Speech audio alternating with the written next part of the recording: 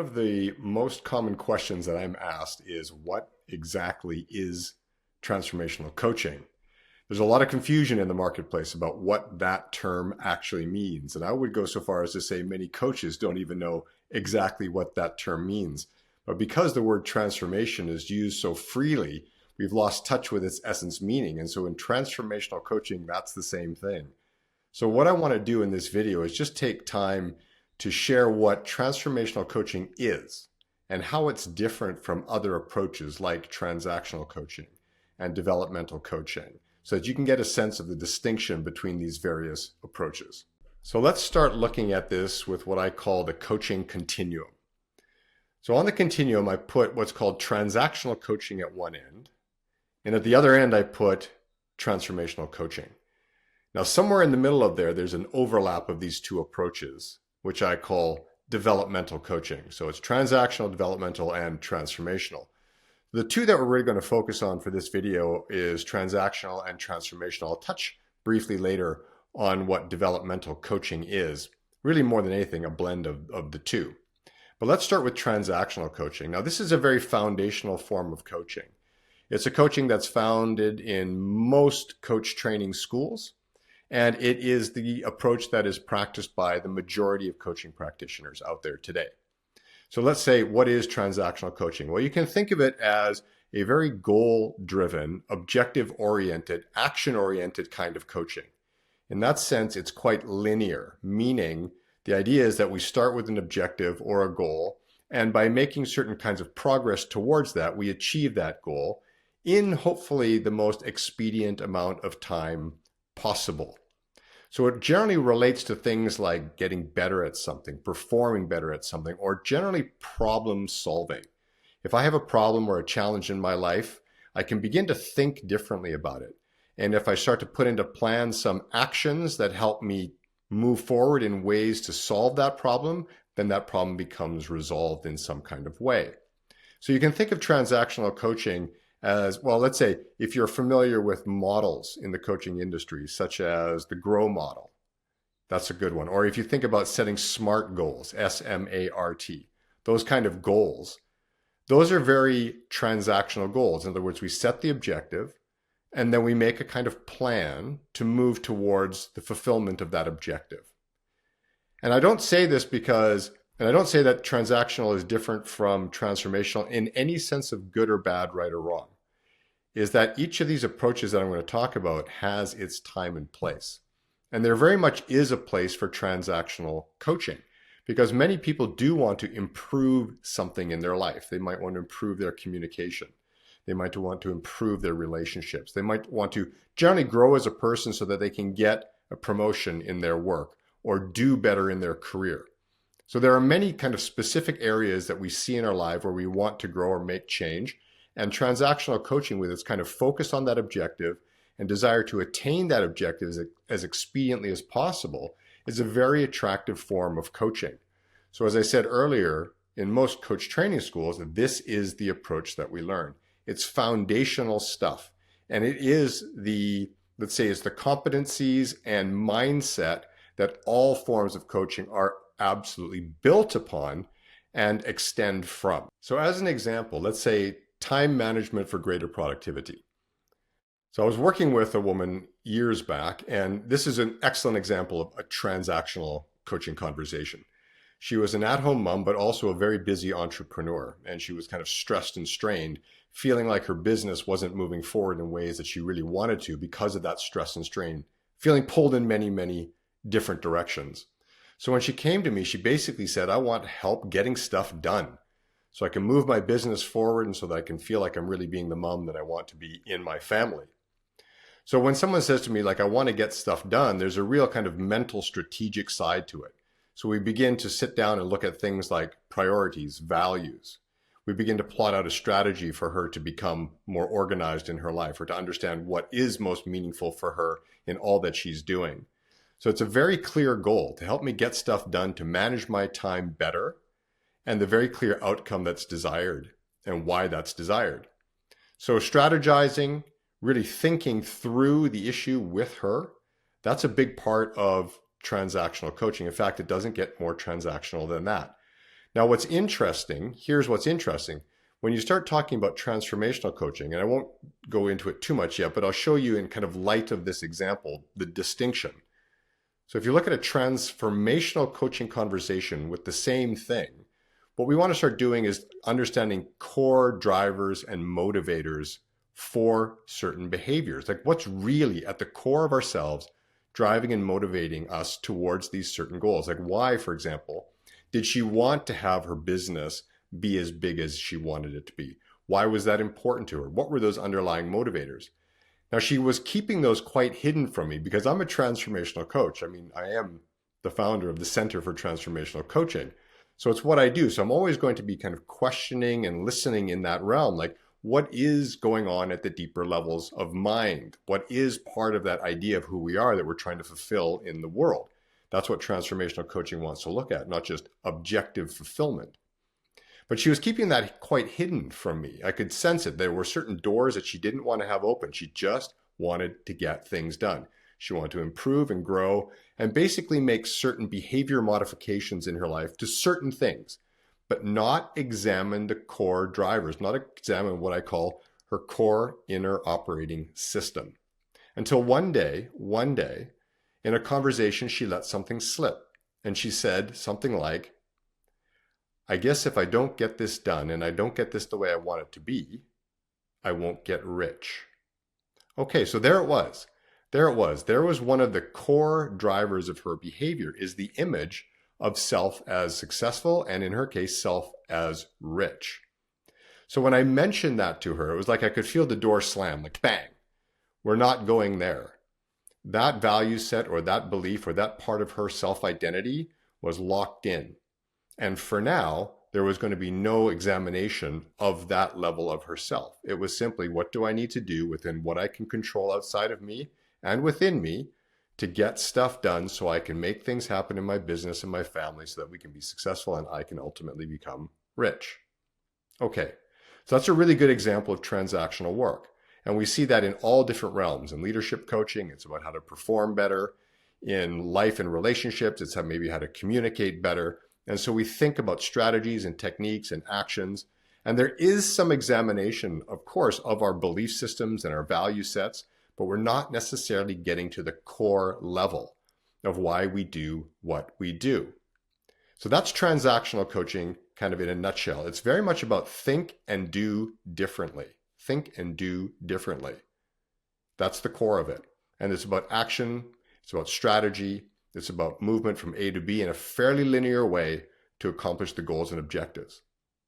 So now let's talk about transformational coaching a little bit more, because as I was alluding to, now we're starting to get down much deeper into what I'm calling our inner operating system. And it's very much connected to our self-concept. Now, our self-concept is a psychological term. And essentially, it is a very complex, dynamic, organized set of beliefs and values and attitudes about who we are and the way that life is. And our self-concept is taught to us from a very young age. It's kind of ingrained in us by our families and our culture. So we develop this self-concept, this idea of what it means to be who we are and what it means to be successful and what it means to thrive or survive in the world. And we carry that with us into all of our engagements.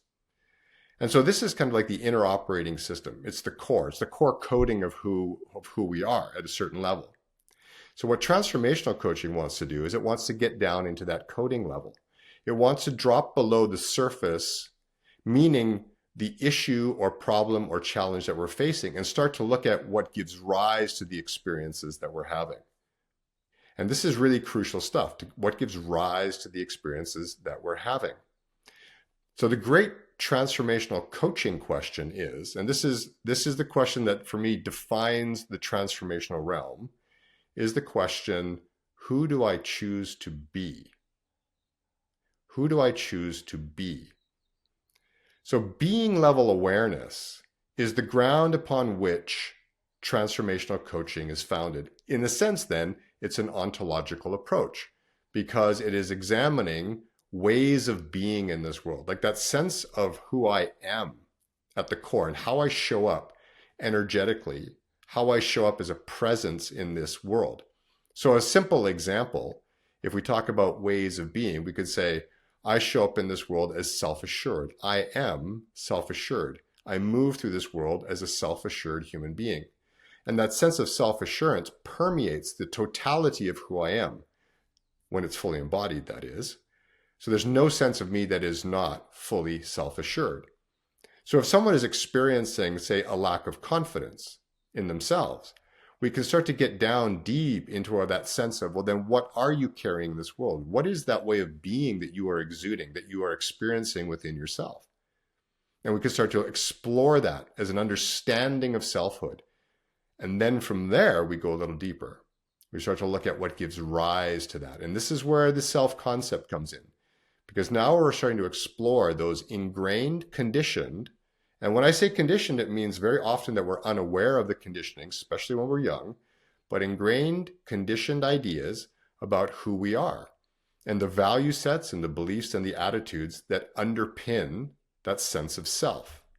And often this stuff operates just on automatic pilot, kind of in the background. We're not aware of how this is affecting our lives. We simply experience our life the way we do.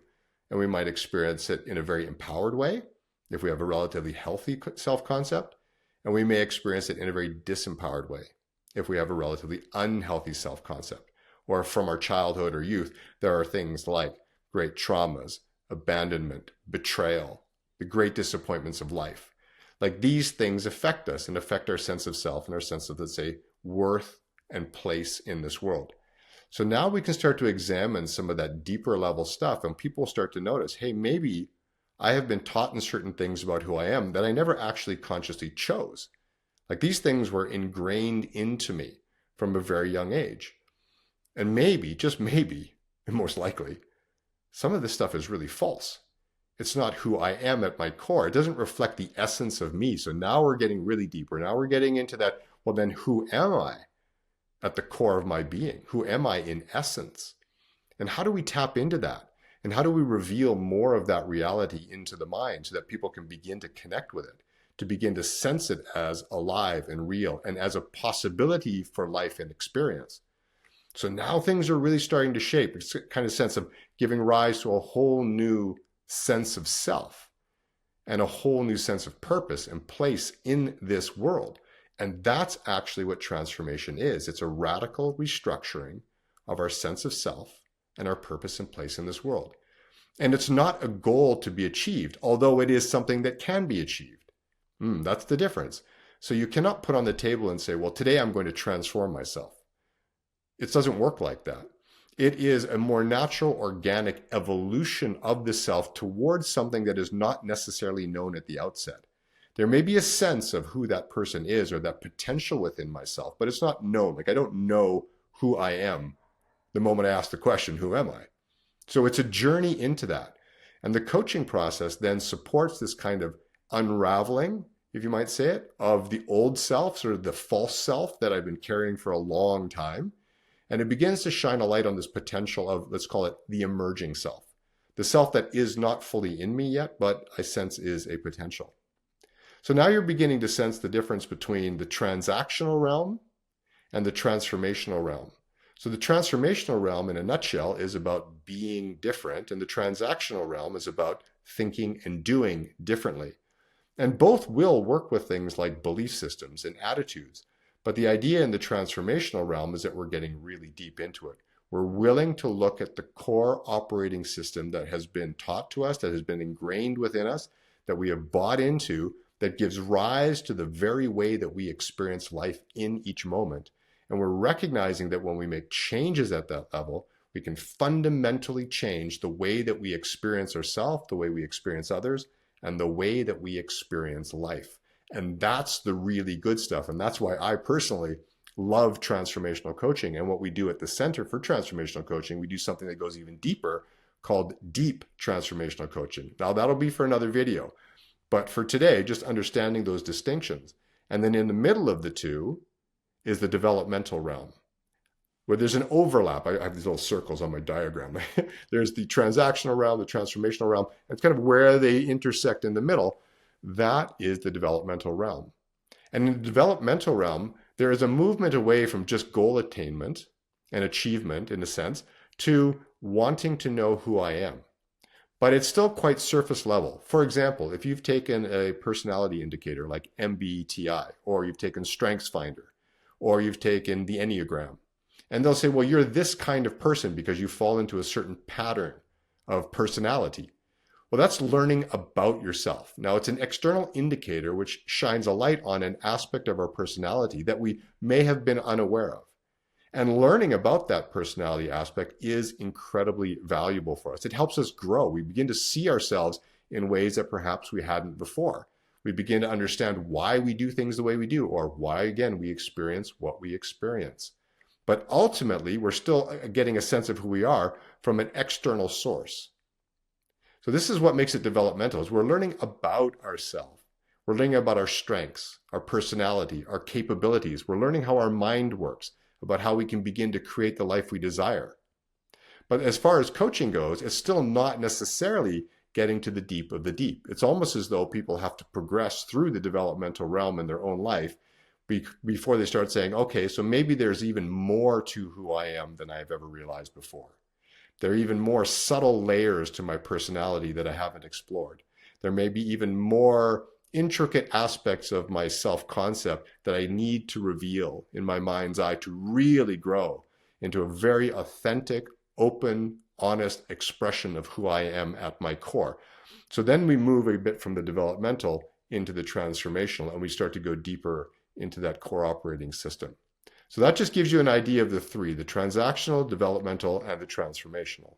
When we think about the kind of change then that transformational coaching wants to support, and I've spoken to this already, but it's helpful just to kind of reiterate some of these ideas again.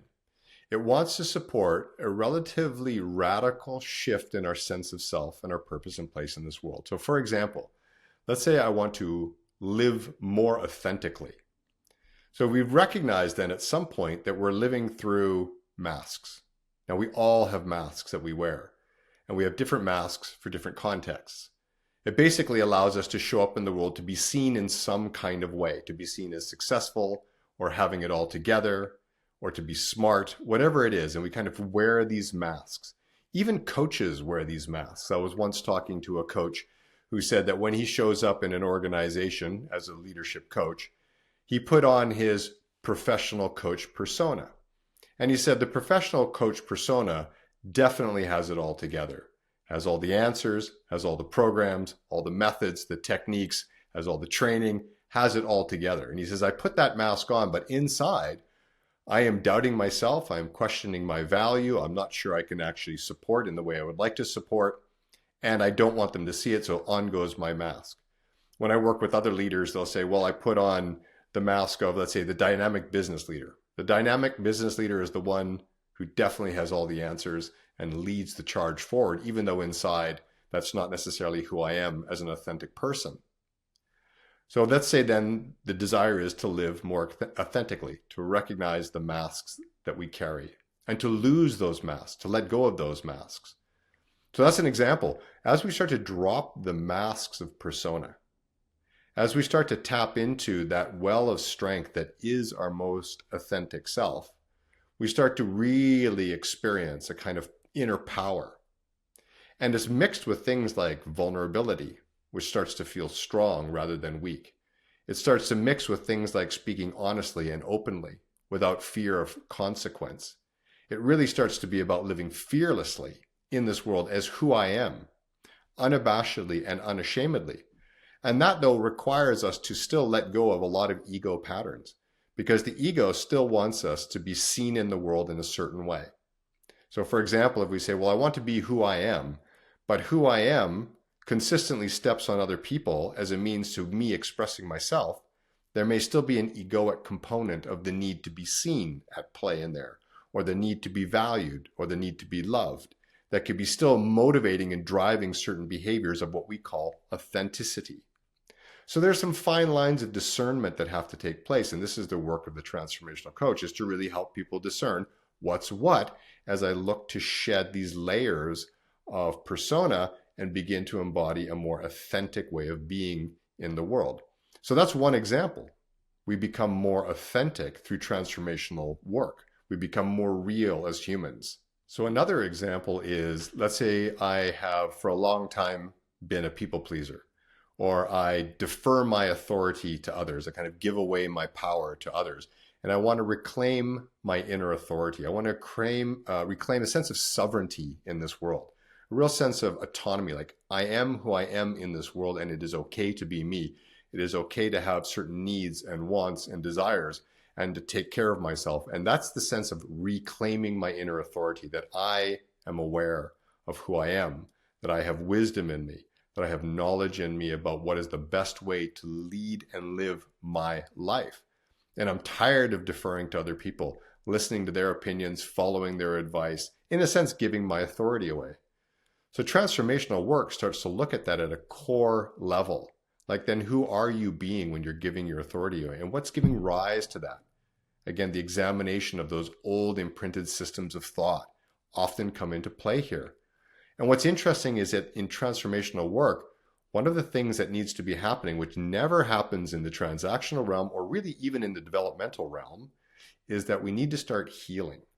Now, healing is, it's a big topic. I won't go into it too much today, but generally think of healing as the letting go and the releasing of old patterns of thought, behavior, and emotion that no longer serve, that no longer reflect who you are at your core and who you're becoming in this world as a human being. Now, healing is its own kind of journey, but think of it as just that act of releasing and letting go and forgiving, just a myriad of half-baked truths about who you are and the way that life is that you've really allowed to make a home in your mind and that influence your experience day by day. But when we start working with these core limiting beliefs that are at work in people, it gets extremely challenging, because you can think of it this way. They are baked in, they're wedded to the very fabric of their self-identity. It's like, who am I? If I let go of this sense of who I am, then who am I? What becomes of me? And there's some fear in there for sure. That's part of it, overcoming the fear of just even wanting and being willing to let go. The other part is, I don't know who I am without that. So for example, if you're raised as one who must be responsible for others in your life, like you are responsible for solving other people's problems, you are responsible for other people. And let's say that's been ingrained in you from a very young age. You may become the fixer in the world, like seeing yourself as the one who fixes other people's problems and being very responsible for that. But being that person can over time become very heavy. And you become aware of it being something that was kind of imposed upon you, taught to you, that you've been living out as a story of the truth of who you are. And you want to let go of that. But let's say you've been carrying that since you were 9 years old. The sense that I am the fixer and I'm responsible. I am responsible for solving people's problems and making their lives better. So what happens then when you say, well, now it's time for me to release that? Is it just as simple as saying, well, I let it go? And it's not. It never is.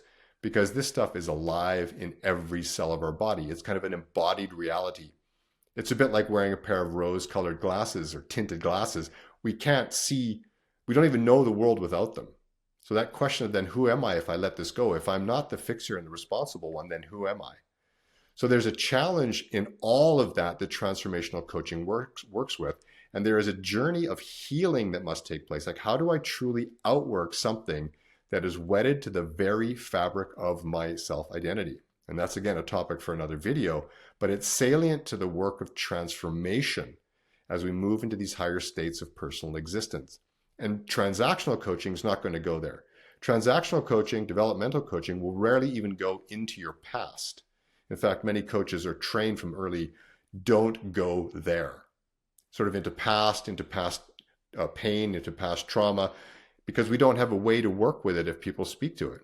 Essentially, that's it. We don't know what to do with it. But as you learn transformational work, you get a sense of how you as a coach can help someone navigate those parts of themselves. Not only the resistance to healing, but the actual act of healing and letting go of those really deeply embedded ideas, often false, limiting, about who we are and the way that life is. And this is the work of transformational coaching. And this is really why it is powerful stuff when you know how it's done. So learning to coach or to support people at a being level is an altogether different approach to coaching than just helping people solve problems or become better at something or look at their life in a more surface level way. When we start looking at this idea of who do I choose to be, or who am I being now in this moment, that's when things get really interesting in terms of what it looks like to coach them. So let me give you an example, and it's just a very simple example. But let's say a person is prone to anger, prone to reactivity, prone to certain outbursts in their life. And they're starting to recognize that they carry a lot of that in them, and that overall it's just simply not how they want to experience life anymore. Kind of a sense that I'm maybe tired of living this way. I'd like to experience more lightness, more joy, more ease, less anger, more connection and relationship to other people, to feel more free and alive in this world. It's like, okay, good. This is good stuff. Like, this is not just something we put down as a marker and say we must attain this, in 2 months' time with so many sessions. This is a journey of self-evolution from a very kind of disempowering state of being to a much more empowered, enlightened state of being. One of the challenges then is, okay, so how does that journey happen? And I'll break it down a little bit. So first there's that question, who do I choose to be? We can start there. So let's say the person says, I simply desire to be more peaceful in the world. Like, I desire to experience peace in me. Okay. So just the experience of that moment, like peace, to be more peaceful. Okay. So you can begin in a relationship with the person to sort of sense into what that is, peace, kind of at a being level, and then at an embodied level. And what you'll notice then is that while there be moments of them touching peace and feeling peace, the real difficulty is in sustaining peace. So I say that transformation is a journey into states of being that are sustained. In other words, when I become the walking, talking, living embodiment of peace in all situations of my life, that journey is utterly transformational, because it requires me to look at anything and everything in me that stands as a barrier to the embodiment of peace. Anything and everything, every edge, the edge of irritation, the edge of anger, the edge of distrust, the edge of malice, whatever it is, whatever those aspects of me are, that as I go into my day saying to myself, I desire to be and experience peace, I will notice that I am not peace. I am angry, I am upset, I'm frustrated, I'm irritated. And each of those pieces becomes an exploration of our understanding of who we are and what gives rise to those very factors and experiences in our life. And over time, what happens is, again, this is this process of healing. We begin to let go of those aspects of ourself, which we say this just is no longer. And we start to learn how to outwork those through various ways so that we no longer carry, say, the energy or the mindset or the attitude of anger, frustration, disappointment, which is related often to things like mistrust or dashed expectations, betrayal. Yeah. So over time, we have to look at all of that, like what gives rise to that. And as we attend to it, and as we do the healing work, we'll start to notice that we start to feel lighter in ourselves. There'll be a more spacious sense of being in the world that arises, and peace will find its way in more and more and more. You'll start to be able to say, wow, I can sustain this. Like, I've been at peace for an hour, just at peace, like feeling utterly at ease in the world for an hour. Then it becomes a day. Then it becomes a week. Now, it doesn't mean that in those times are not dips, yes? But this idea of sustaining is at the core, that we're working with people through transformational work to help them sustain, which means to embody higher and higher states of being. In a sense, ushering them into whole new experiences of themselves and their purpose and place in this world. And that is the work of transformation and transformational coaching, is that we usher in not yet realized levels of existence and experience for people through this work of just simply looking at all that stands in the way of me being that which I choose and desire to be. And that becomes the journey. So learning this approach versus, let's say, a transactional approach or a developmental approach or any very systemic kind of mind intellect oriented approach helps take people that you work with into far deeper realms within themselves. They begin to touch what is true and what is real and what is vibrant and what is alive. And they start to learn ways to bring that to the surface of their existence so they really become these authentic, yet grounded, open, honest, expressive, and ultimately very creative human beings in the world. So I highly recommend that those of you who are interested in transformational coaching learn the way. Because as you learn this, going back to the continuum that I started with, you'll be able to coach the full breadth of the continuum. The greatest coaches for me are the ones that can coach transactionally, developmentally, and transformationally, even deep coaching.